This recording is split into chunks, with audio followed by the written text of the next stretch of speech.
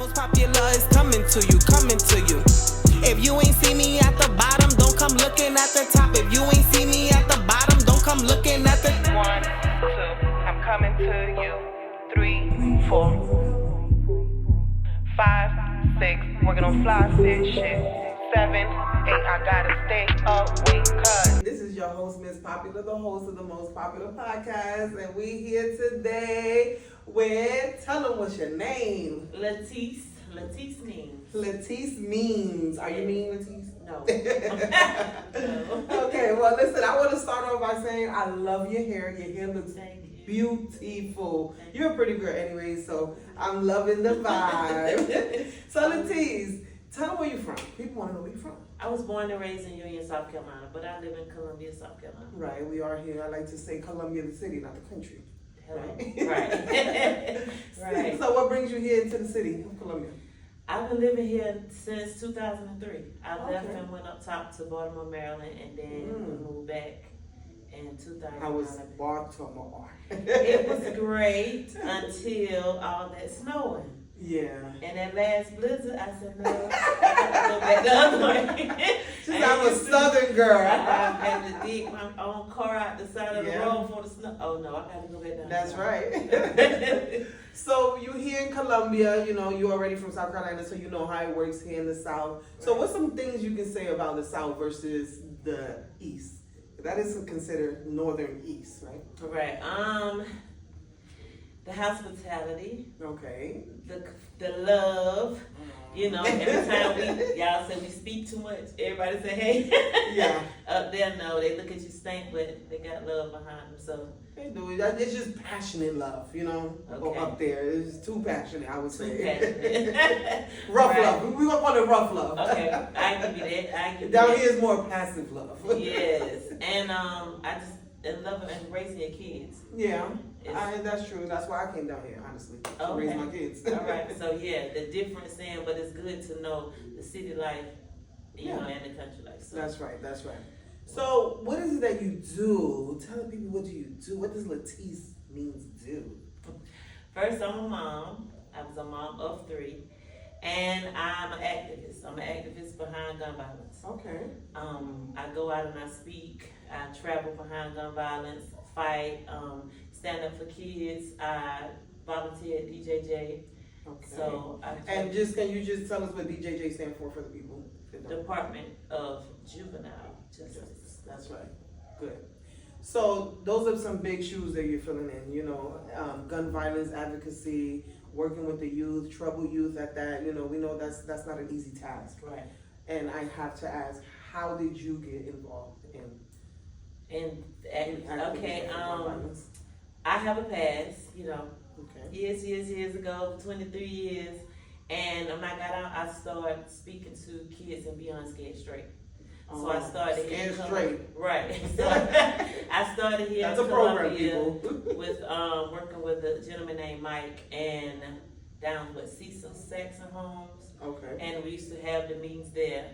And they started doing tried to do the Beyond Scared Straight in the old Columbia jail. Mm-hmm. But then they just did away with it. Why? It was a very bad mistake. I really feel that still need to be here. Okay. So I started speaking in Beyond Scared Straight.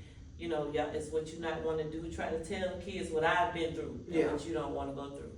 And then, unfortunately, years after that, my 17-year-old got murdered. At the time, he was 17. Yes. Wow. And my condolences. I'm very, very sorry to hear that. Thank you. And what year did this occur?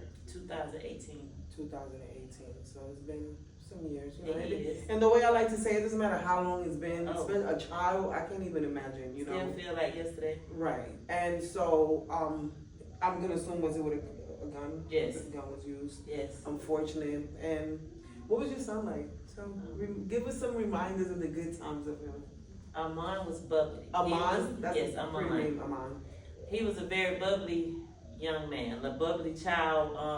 Always liked to play, be Aggie. Okay. But he loved his mom, he loved his brother, his grandparents, and he played sports. Oh, he was He athlete. played basketball, football, and baseball. Nice. Being a single parent, I taught my kids, stand up, get your education. They can't take that away. Use your enemies as your footstool.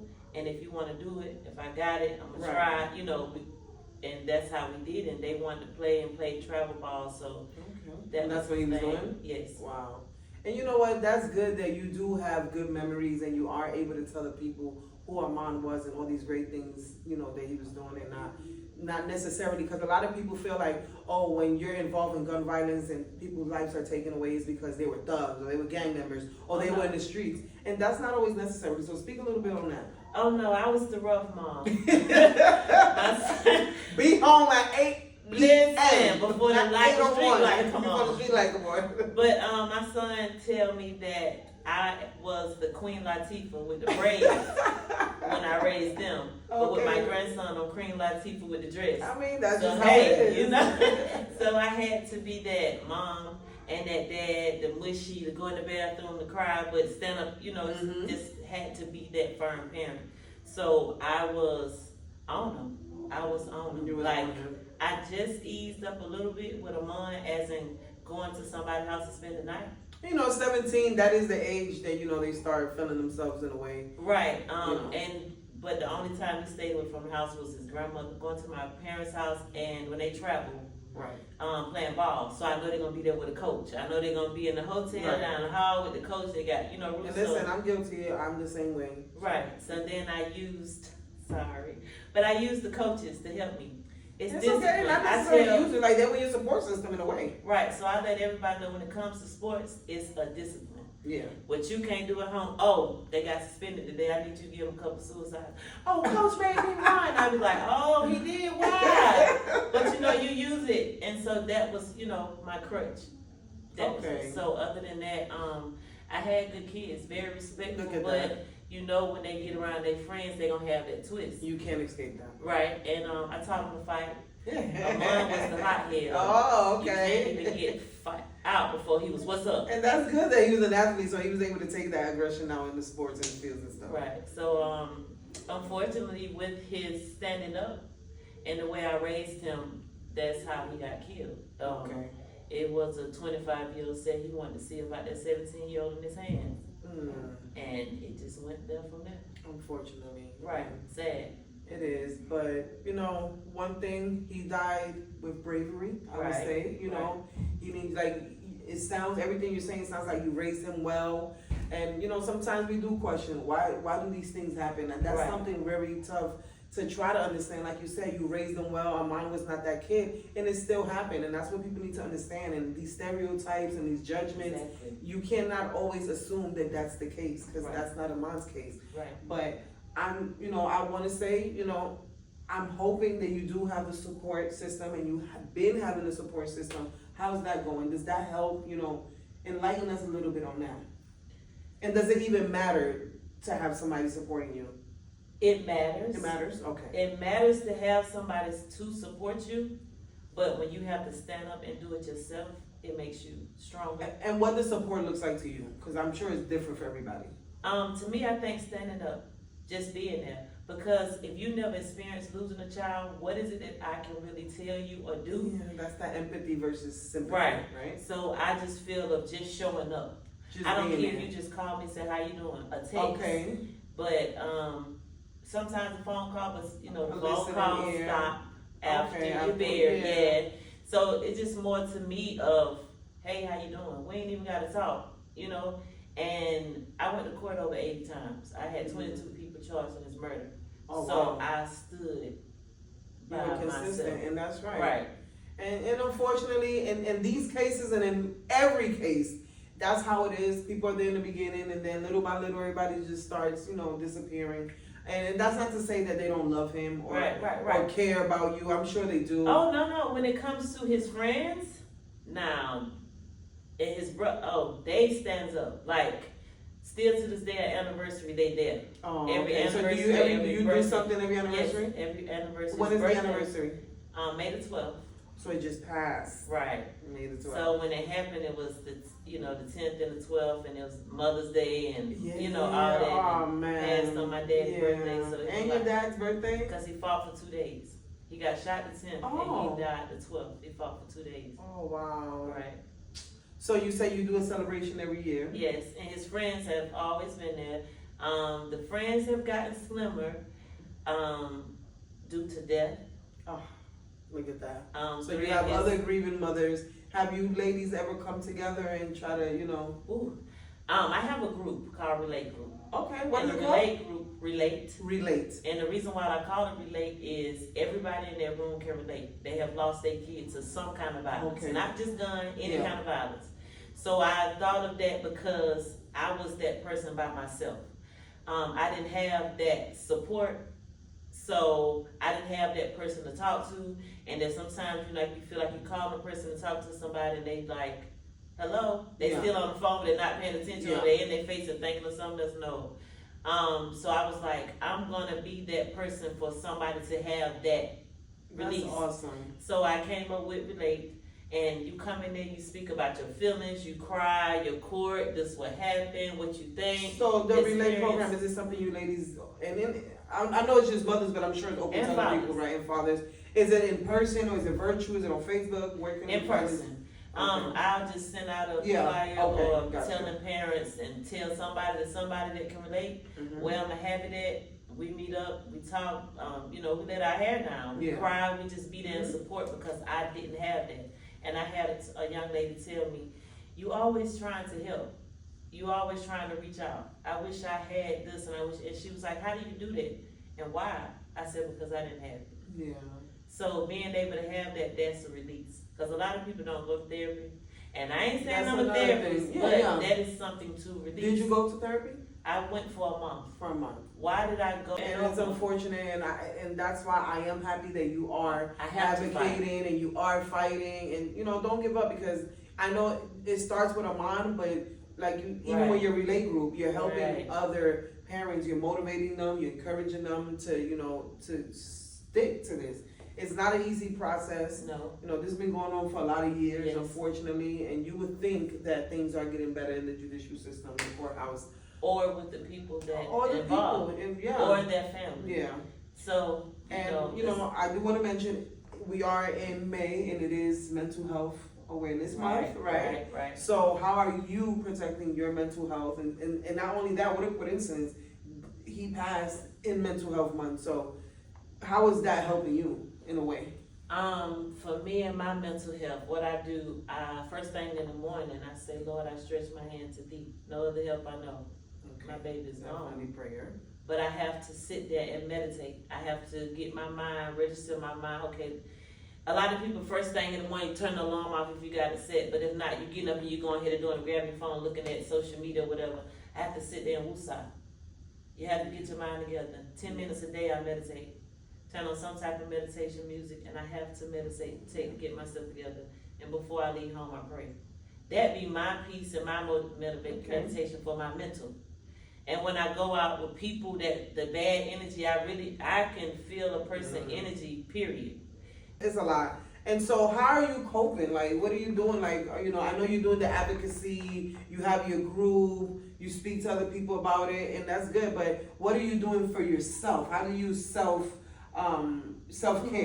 I'm still silly. I still like to trip. Okay, I you still like like to to have laugh, my girls' you're night and humorous. let your hair down and Okay. still just trying to stay in that Yeah. life. Mhm.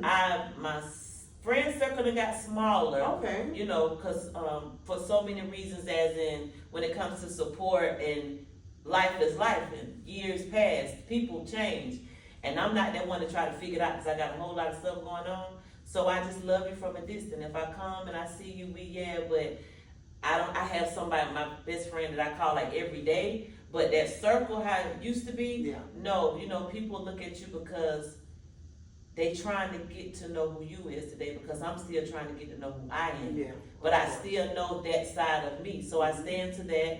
I was R&B artist when it all started. Oh, so So- before this, you were an R&B artist. Right. Okay, So you I a had singer.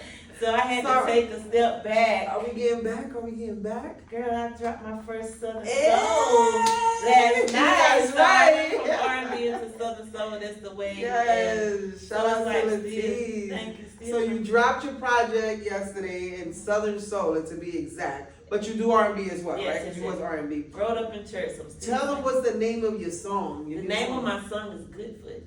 Good Foot. To get on the good foot. Okay, so is this like a party song? Can we do trail rides to it? Yeah, all that, and the vibe of it was to be like that ending of the anthem, that the party that it's about to be a family reunion, and it's just so it's one of the grooves. Yeah, I got you. Nice. So are you going by Leteas Means? Letease. This is your Letease. Just This is Letease. your music. Yes. Just Letease. Okay, so that's good. Yeah. Listen, we the people want to hear a little spit I got over here at the most popular podcast. Yes, I got you. And for you, tell me all that you do, Miss Busy. I do a lot, but we're not gonna get into that because right now today is about you. Okay. And I love that you're here with the most popular podcast. We love everything that you're standing for. It's not easy, so I definitely commend you for being strong, not just for you, for your kids, your family, the people. People are watching you, they're paying attention, and you already know this, I'm sure. You may think you're not making an impact, but you are. You are. Even just today with me, like you enlightened me in some things, and to just that moment right there, to experience that and not being able to do nothing. And the reason why I relate is because I myself, I have a past too, violence and this and that. And I'm a fighter too, and I know you come from that background too. So to not be able to do something and react and not, attack. That's why I said that panic attack came on. I was like, so this is the song Good Foot. Sounds good.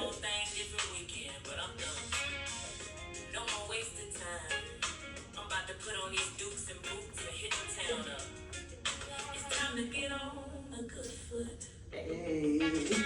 It's Friday night and I just got paid. Don't need a man to carry my weight. Okay, you sound good. I definitely hear the R&B. I hear that. Do you do acapella? I can tell. Nice. And the beat.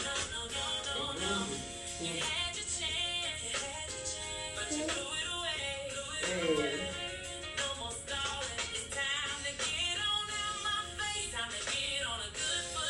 Okay. Gotta get this on the radio. Yes, this is your girl Letease, and she is back in the music scene. So if you see her around, make sure you show her love. Listen, tell them what's your name and what's your social media, where they can find you with the Good Foot. Okay, my name is Leteas Means. It's LeteasMeans. Leteas Means. My nonprofit is Ballz Up, Gunz Down. BALLZUPGUNZDOWN.org. You go on there about what I have going on. My workshop is to keep the kids to keep their name instead of a number. And I have an 80-80 campaign that since I've been to court over 80 times, I'm doing to donate $80 to go towards the workshop. And IG, Leteas Means, and the Good Foot gonna be everywhere. Yes. So just get into girl. Make sure you streaming. Is that on all platforms? Yes. That's right. And of course, I'm your host, Miss Popular, Miss host of the Popular, most host of popular the most. podcast. Thank you. Thank you. Peace.